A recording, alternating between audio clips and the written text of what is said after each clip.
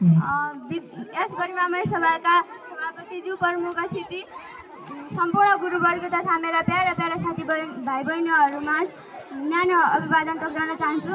आज हाम्रो यस विद्यालयको अन्तिम दिन हो, त्यसैले यस विद्यालयमा आज विदाई कार्यक्रम भइरहेको छ। म भित्रै मनदेखि गर्व गरिरहेकी छु भने सम्पूर्ण गुरुहरू र विद्यार्थीहरूबाट छुट्टिँदा मन खिन्न भइरहेको छ।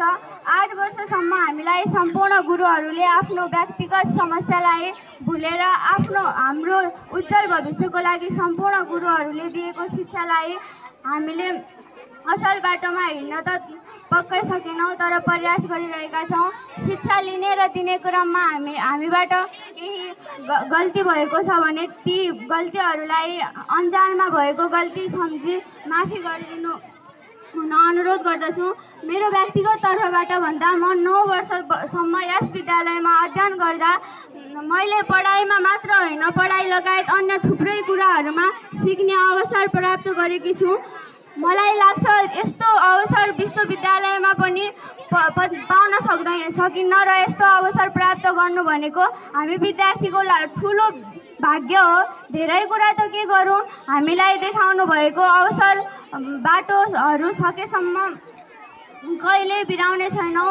यस सिजै हुँदैन, सम्पूर्ण शिक्षकहरू र स्टाफ टिमहरू जे जति हुनुहुन्छ एक भएर सधैँ अघि बढ्नुहोस्। मैले शिक्षा प्राप्त गरेको मेरो विद्यालय र मेरा आदरणीय गुरुहरूलाई म जहाँ जस्तो अवस्थामा भए पनि सम्मानपूर्वक सम्झिरहनेछु र म भविष्यमा ठुलो मान्छे बन्यो भने यो विद्यालयको लागि आफूले सकेको जति सहयोग गर्नेछु भन्दै म एउटा कविता भन्न गइरहेकी छु।